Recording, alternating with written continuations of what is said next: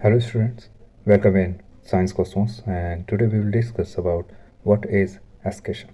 Okay, so our topic is escalation and now we will discuss about what is escalation. Okay, so a process by which metabolic waste remove from our body. Okay, तो हमारी जो body होती है, okay, कोई भी animal है अगर जो हम देखें तो उनकी जो सेल्स होते हैं उसके अंदर कई सारी रिएक्शंस होती हैं और ये जो रिएक्शंस होती हैं इनमें जो रिएक्टेंट होता है जिसको हम सबस्ट्रेट भी कहते हैं, तो जब वो पार्टिसिपेट करता है उस रिएक्शन में तो उससे जब प्रोडक्ट बनता है, ठीक है, तो दो तरह के प्रोडक्ट बनते हैं। एक वो प्रोडक्ट जो सेल के लिए ज़रूरी है और एक प्रोडक्ट होता है जो सेल के लिए ज़रूरी नहीं, उसी को हम मेटाबॉलिक वेस्ट कहते हैं। ठीक है, तो मेटाबॉलिक वेस्ट जो बना है अब वो हमारी बॉडी के लिए ऑब्वियसली यूज़फुल नहीं है। ठीक है, तो वो हमारी बॉडी से रिमूव होना ज़रूरी है। तो मेटाबॉलिक जो वेस्ट होता है उसको बॉडी से रिमूव करना क्या कहलाता है? एस्केशन कहलाता है। ओके, इसके साथ साथ ध्यान रखना है कि मेटाबॉलिक वेस्ट जो होता है जिन एक्टिविटीज़ के थ्रू ये जनरेट होता है उनको मेटाबॉलिक एक्टिविटीज़ कहते हैं। तो ये जो मेटाबॉलिक एक्टिविटीज़ हैं इनके अंदर ये कई सारी फॉर्म्स होते हैं। ओके, तो मेटाबॉलिक जो वेस्ट होता है वो कई सारी फॉर्म्स में पाया जाता है। तो यहाँ पे लिखा है found in various forms including nitrogenous waste, जो हमारा मेन वेस्ट है इस वीडियो में। ओके, वैसे अदर वेस्ट फॉर्म्स भी होती हैं जैसे कार्बन डाइऑक्साइड जो एक गैसियस वेस्ट मटेरियल है। ठीक है, और एक होता है फीकल मैटर। ओके, जो डाइजेस्टिव सिस्टम में आपने पढ़ा है कि जो डाइजेशन होता है उसमें जो अनडाइजेस्टेड फूड होता है जिसको बॉडी से एस्केट किया जाता है, ओके, उसको फीकल मैटर कहते हैं। तो कई वेरियस फॉर्म्स में ये पाया जाता है। दूसरी बात, ये harmful for the body and hence needed to be removed. ये हमारी बॉडी के लिए बहुत ज़्यादा हार्मफुल होता है तो इसको रिमूव करना बहुत ज़रूरी है। तो अगर जो हम देखें तो वेस्ट मटेरियल कोई सा भी हो वो हार्मफुल है। ठीक है, तो यहाँ पर जो वेस्ट मटेरियल हम डिस्कस करेंगे, ठीक है, मेटाबॉलिक वेस्ट जो हम डिस्कस करेंगे वो है नाइट्रोजीनस वेस्ट। ओके, तो इसको रिमूव करना क्या कहलाता है? एस्केशन कहलाता है। अब यहाँ पे सबसे पहले आती है बात यूनिसेल्युलर ऑर्गेनिज्म की। Unicellular organism such as amoeba, paramecium, euglena, तो बहुत सारे ऐसे ऑर्गेनिज्म हैं जो सिंगल सेल से लाइफ परफॉर्म करते हैं। तो इनके केस में जो एक्सक्रेशन है वो बहुत सिंपल होता है। ठीक है, क्योंकि वहाँ पर जिस प्रोसेस के थ्रू वो रिमूव करते हैं इस वेस्ट को वो है simple diffusion. Okay, simple diffusion means obviously जो सेल है जैसे कि जो अमीबा है, अमीबा की सेल के अंदर जब metabolic waste large in quantity हो जाता है तो वो सिंपल डिफ्यूज़न, मतलब यहाँ पे इसकी क्वांटिटी ज़्यादा है सेल के अंदर तो वो अपने आप ही यहाँ से डिफ्यूज़ हो जाएगा। ठीक है, इन सराउंडिंग मीडियम। तो यहाँ से मेटाबॉलिक वेस्ट सेल के सरफेस से या फिर सेल मेम्ब्रेन के थ्रू एस्केट किया जाता है, मतलब बाहर भेज दिया जाता है, और ये होता है सिंपल डिफ्यूज़न। तो जनरली जितने भी यूनिसेल्युलर ऑर्गेनिज्म हैं उनके केस में जो एस्केशन है वो इन द फॉर्म ऑफ मतलब by the help of simple diffusion, ठीक है, उसको एस्केट कर दिया जाता है, बाहर निकाल दिया जाता है, क्योंकि सेल के अंदर उसकी क्वांटिटी ज़्यादा होती है वेस्ट की और इन सराउंडिंग कम होती है तो वो एस्क्रेट कर दिया जाता है। ठीक है, इसी प्रोसेस को हम सिंपल डिफ्यूज़न कहते हैं। And now we will discuss about human excretory system. तो एस्क्रेशन परफॉर्म करने के लिए जो ह्यूमन है उनके अंदर एक स्पेशल सिस्टम होता है जिसको हम ह्यूमन एस्क्रेटरी सिस्टम कहते हैं। अब ये जो ह्यूमन एस्क्रेटरी सिस्टम है ये काम कैसे करता है? ठीक है, तो उससे पहले आपको ध्यान रखना है कि इसके जो पार्ट्स होते हैं उनको हम डिस्कस करेंगे। जैसे आप देख सकते हैं कि यहाँ पे टोटल जो एस्क्रेटरी सिस्टम है उसमें एक तो पेयर ऑफ किडनी होता है जो आपको ध्यान रखना है, सेकेंड होता है pair of ureter, and third one is bladder, and now urethra. Okay, तो ये चार ऐसे पार्ट हैं जो पूरे एस्क्रेटरी सिस्टम को बनाते हैं। ठीक है, अब इस एस्क्रेटरी सिस्टम में जो कनेक्शन है सर्कुलेटरी सिस्टम के साथ वो आप देख सकते हैं किसके थ्रू आ रहा है? वीना कावा और ओर्टा के थ्रू। तो एक्चुअल में आपको ध्यान रखना है कि जो ह्यूमन एस्क्रेटरी सिस्टम है उसके मेन पार्ट क्या है? किडनी जो पेयर में होती है, यूरेटर, ये दो पाइप हैं जो यूरिन को कलेक्ट करके ब्लैडर में ट्रांसफ़र करते हैं। ब्लैडर रिजर्वोयर की तरह काम करता है जो यूरिन को स्टोर करता है, और यूरेथ्रा ये एस्क्रेटरी पॉइंट होता है जहाँ से उसको एस्क्रेट किया जाता है, रिलीज़ किया जाता है। ठीक है, तो एक्चुअल में अब क्वेश्चन ये उठता है कि जो ब्लड है वो कैसे किडनी तक ले जाया जाता है और उसको प्योरीफाइड करने के बाद किडनी से पूरी बॉडी में कैसे पहुंचाया जाता है। तो उसके लिए आपको ध्यान रखना है कि जो इम्प्योर ब्लड है फॉर किडनी, ठीक है, वो ओर्टा कैरी करती है। ओर्टा एक्चुअल में ये जो ब्लड लेकर आ रही है, ठीक है, ये कैसा ब्लड लेकर आ रही है? Impure blood. किडनी के लिए ओर्टा इम्प्योर ब्लड कैरी करती है, बिकॉज इसी ब्लड के अंदर आपको यूरिया दिखता है, ठीक है। तो ये यूरिया को कैरी कर रही है, डेट्स वाई इसको इम्प्योर ब्लड कह रहे हैं, विद ऑक्सीनेटेड ब्लड, ठीक है। तो ऑक्सीनेटेड ब्लड जो होता है, समझ रहे हैं, वो विद यूरिया होता है, डेट्स वाई इम्प्योर है, किसके लिए? किडनी के लिए। तो जैसे ही ये किडनी में ट्रांसफ़र होगा तो ये किसके थ्रू होगा? Renal artery. आप यहाँ देख सकते हैं कि जो हमारा ओर्टा है वो ब्रांच होकर दो स्मॉल डायमीटर पाइप में कन्वर्ट हो चुका है, जिनको हम कहते हैं रीनल आर्टरी। अब किडनी में ब्लड जा चुका है, अब वहाँ से अंदर जब उसकी प्रोसेसिंग हो जाती है तो ब्लड क्या हो जाता है? प्यूरिफाइड हो जाता है, मतलब उसमें से यूरिया को रिमूव कर दिया गया है, ओके। तो यूरिया रिमूव हो जाता है और ब्लड जो है वो प्योर हो जाता है, ठीक है।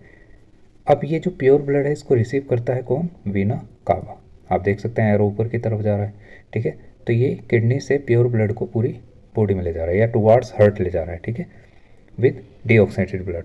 तो उसको कलेक्ट करने का काम किसका है? रीनल वेन का। तो रीनल वेन कलेक्ट करती है किडनी से प्योर ब्लड और उसको वीना कावा को दे देती है, और वीना कावा उसे हार्ट को दे देता है। बट यहाँ पे जो ब्लड है वो किडनी के लिए प्योर है लेकिन हार्ट के लिए इम्प्योर है, क्योंकि वो डीऑक्सीनेटेड है, ठीक है।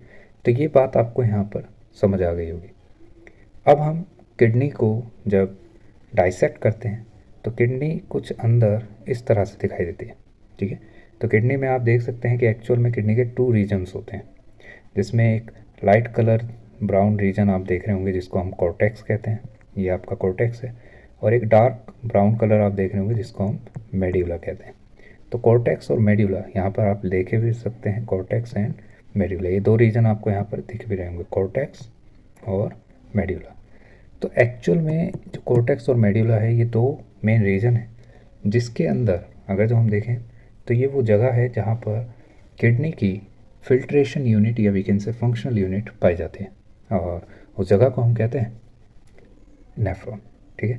तो आपके सामने नेफ्रॉन यहाँ पर दिखाई गई है, जिसका यहाँ पे मोस्टली ट्यूबुलर पार्ट दिखाया गया है, ठीक है।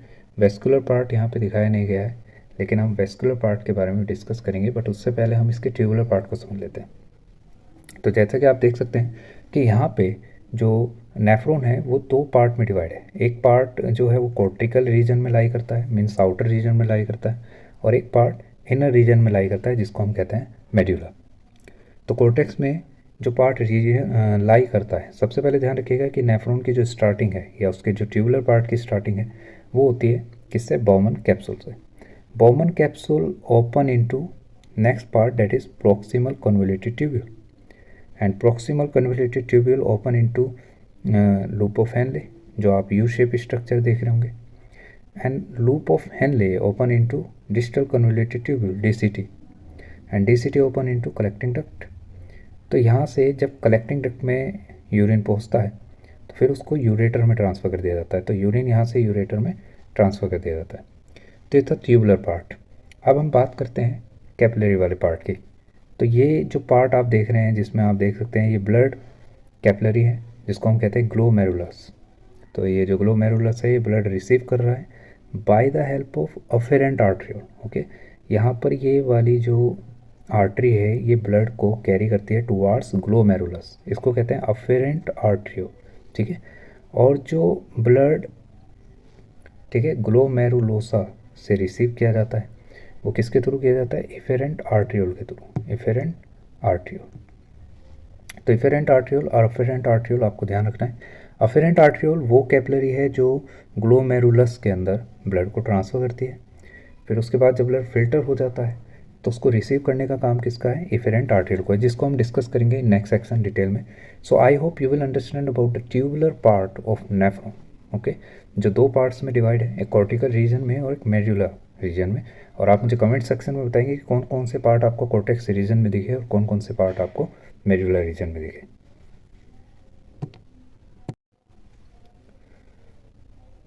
Human excretory system consists of, ये आपको ध्यान रखने हैं जो पार्ट्स मैंने ऑलरेडी आपको बताए हैं, जिसमें पहला पार्ट था किडनी, ओके। तो किडनी क्या होता है? मेन एक्सक्रीटरी ऑर्गन होता है जो जिसके अंदर वो फिल्ट्रेशन यूनिट पाई जाती है जो ब्लड को फिल्टर करते हैं, इसलिए इसको मेन एक्सक्रीटरी ऑर्गन कहा गया है, ठीक है। नेक्स्ट पार्ट था यूरेटर, जो प्रीवियस डायग्राम में आपने देखा होगा 2 पाइप जो किडनी से यूरिन को कलेक्ट कर रहे थे। तो the ducts which drain out urine from the kidney ठीक है। तो किडनी से जो यूरिन को कलेक्ट करने का काम है वो किसका है, यूरेटर का। And now ureter open to a bag like structure is called urinary bladder, okay. And urinary bladder is called urinary reservoir, मतलब यहाँ पर यूरिन को स्टोर किया जाता है, ठीक है, ओके। इसलिए इसे यूरिनरी रिजर्वोयर कहा गया। नेक्स्ट पार्ट था यूरेथ्रा, ओके। तो ये क्या है, the channel to the exterior, जो यूरिन को बाहर निकालता है, ओके।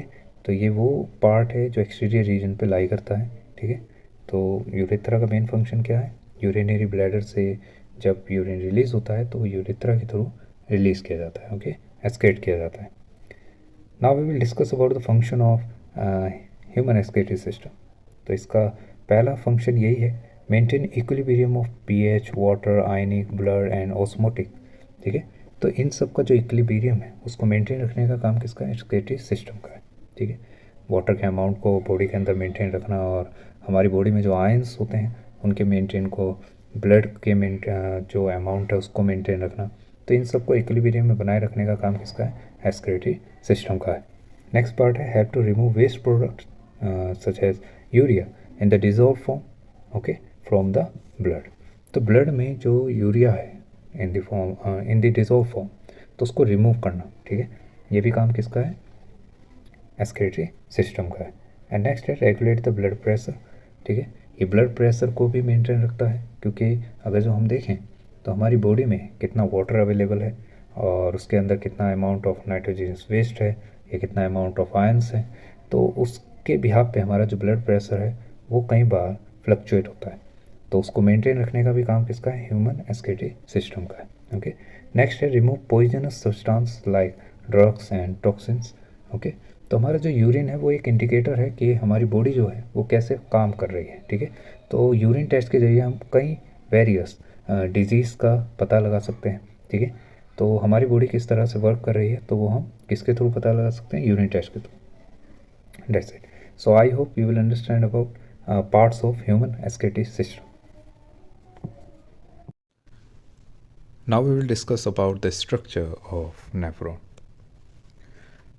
तो सबसे पहले नेफ्रॉन का जो स्ट्रक्चर है, जो मैं ऑलरेडी आपको दिखा चुका हूँ, तो उसमें हमने वहाँ पर ट्यूबुलर पार्ट की बात की थी, ठीक है। तो इस डायग्राम के ज़रिए हम समझेंगे कि जो हमारा नेफ्रॉन है वो कितने पार्ट में डिवाइड है। तो जैसे कि सबसे पहले आपको ध्यान रखना है कि जो नेफ्रॉन है उसके दो पार्ट होते हैं, ठीक है, जिसमें से एक पार्ट होता है ट्यूबुलर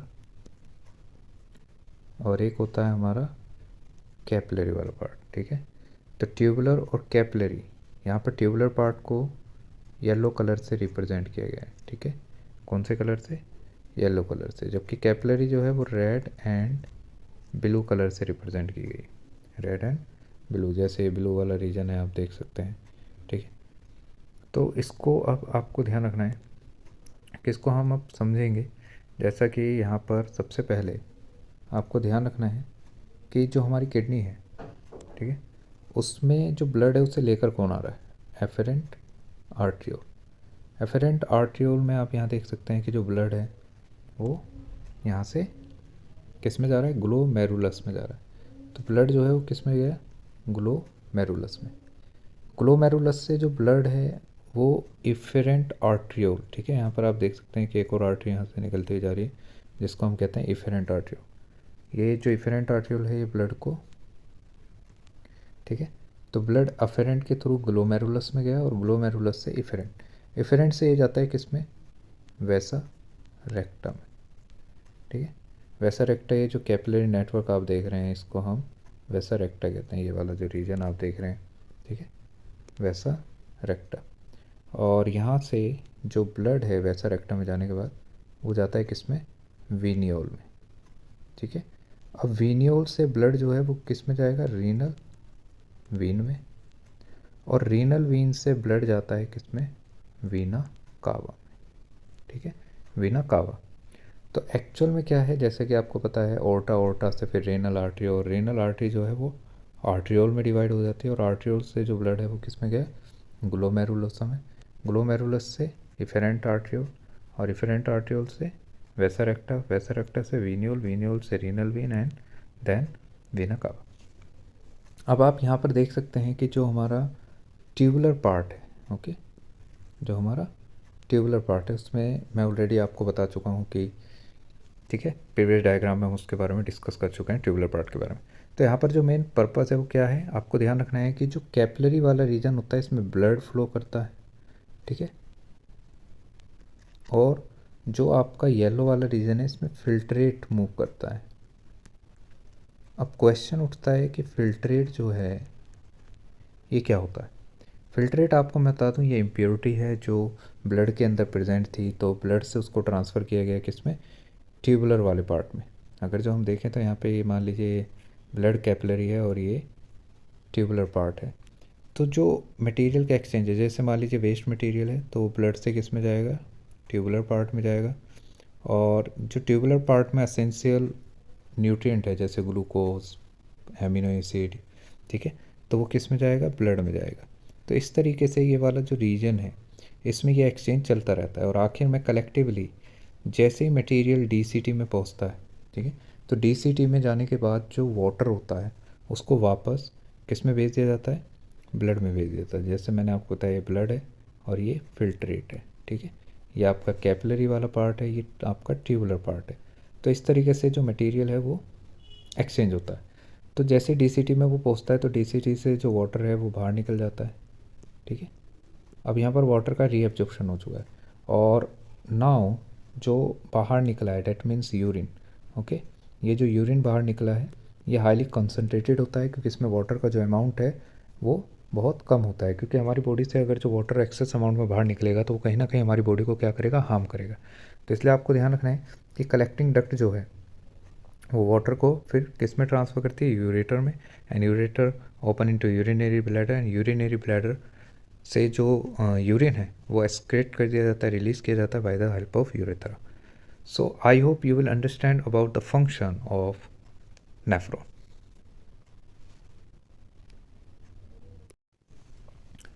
अब हम एक बार नोट्स पर नज़र डाल लेते हैं।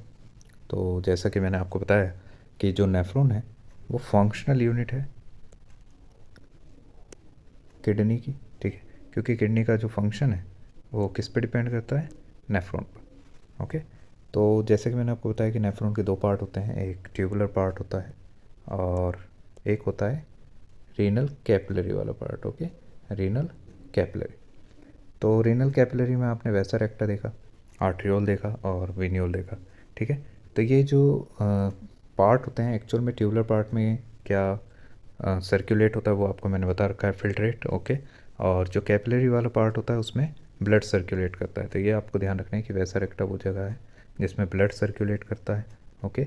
और इसी तरीके से ट्यूबुलर वो पार्ट है जिसमें फिल्ट्रेट सर्कुलेट होता है, ठीक है। फिर ट्यूबुलर पार्ट को मैंने ऑलरेडी आपको बताया कि ये स्टार्टिंग में अगर जो हम देखें तो इसकी स्टार्टिंग जो है वो बॉमन कैप्सूल से स्टार्ट होती है, फिर ये पीसीटी में ओपन होता है and then LOH, DCT and collecting duct. ये जो पार्ट्स हैं ये ट्यूबुलर पार्ट को बनाते हैं, ओके।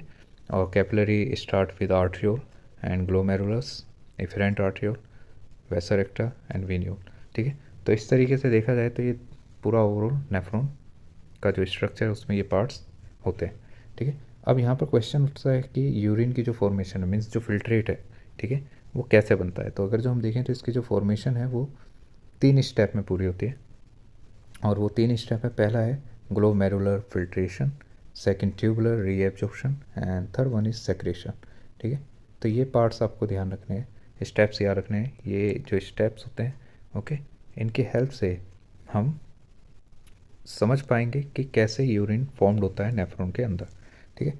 तो ग्लोमेरुलर फिल्ट्रेशन में सबसे पहले मैं आपको दिखा दूं कि जो नाइट्रोजिनस वेस्ट होता है, ग्लूकोज होता है, वाटर होता है, एमिनो एसिड होता है, ये फ़िल्टर हो जाते हैं किस में से, ब्लड में से। और ब्लड से फ़िल्टर होकर किस में चले जाते हैं, बॉमन कैप्सूल में।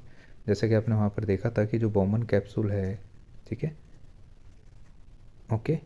तो ये जो बॉमन कैप्सूल है इसमें दो इस तरह से करके, ऐसे करके दो पाइप आपने वहाँ निकलते हुए देखे होंगे, ठीक है। तो ये जो हमारा ये वाला पार्ट है इसको हम कहते हैं ग्लोमेरुलस, ठीक है। और ये हमारा जो ब्लड को लेकर आ रही थी ग्लोमेरुलस में उसको हम क्या कहते हैं, अफेरेंट आर्ट्रियोल, और ये इफेरेंट आर्ट्रियोल, ठीक है। तो इस तरीके से देखा जाए तो जब ब्लड यहाँ फिल्टर हुआ तो उस दौरान glucose, okay, amino acid, water, ठीक है। तो ये सारे जो मटेरियल है, एसेंशियल मटेरियल और वेस्ट मटेरियल जैसे यूरिया, ये सब यहाँ पर फिल्टर होके कहाँ पर आ गए थे, कैविटी ऑफ बॉमन कैप्सूल। तो बॉमन कैप्सूल की कैविटी में यहाँ पर ट्रांसफ़र हो जाते हैं, ठीक है। तो अगर जो हम देखें तो ग्लोमेरुलर फिल्ट्रेशन में हमारा ग्लोमेरुलस और बॉमन कैप्सूल इन्वॉल्व होते हैं, ठीक है। और इन दोनों को कलेक्टिवली मेलपिगियन बॉडी कहा जाता है। तो ये बात आपको ध्यान रखना है कि मेलपिगियन बॉडी मतलब क्या, जो हमारा ग्लोमेरुलस और बॉमन कैप्सूल है, ठीक है। ये वो साइट है जहाँ पर ग्लोमेरुलर फिल्ट्रेशन होता है, ठीक है, क्योंकि इसमें ग्लोमेरुलस इन्वॉल्व होता है, ओके, दैट्स वाई। नेक्स्ट जो पार्ट है वो है ट्यूबुलर रीएब्जॉर्प्शन। इसके बाद आपने देखा कि जो यूज़फुल सब्सटेंस थे, जैसे कि अभी भी आप जानते हैं जो ये फिल्ट्रेट है बॉमन कैप्सूल में, इस फिल्ट्रेट के अंदर अभी भी ग्लूकोज, एमिनो एसिड्स, ठीक है, ये इम्पोर्टेंट न्यूट्रिएंट्स हैं। तो इन न्यूट्रिएंट्स को अगर जो हम डायरेक्ट रिलीज़ कर दें, ठीक है, बॉडी से, तो कहीं ना कहीं ये हमारी बॉडी के लिए बहुत हार्मफुल होगा, ठीक है। Useful substance from the filtrate reabsorb back by capillaries surrounding the nephron. तो आपने जो प्रीवियस डायग्राम देखा उसमें आपने देखा होगा कि जो हमारा लूप ऑफ हैनले था, ओके, तो लूप ऑफ हैनले किससे कवर था, जैसे ये लूप ऑफ हैनले है और इसके जो सराउंडिंग में आपको कैपिलरी दिखाई दी, इस तरह से आपको एक वेब लाइक स्ट्रक्चर दिखी थी जिसको वैसा रेक्टा मैंने बताया था, ठीक है। तो अगर जो हम देखें तो इसके अंदर फिल्ट्रेट मूव कर रहा था, ये आपका LH है और ये आपकी वैसा रेक्टा है जिसमें ब्लड फ्लो कर रहा है, ओके, ब्लड कैपिलरी रीजन है।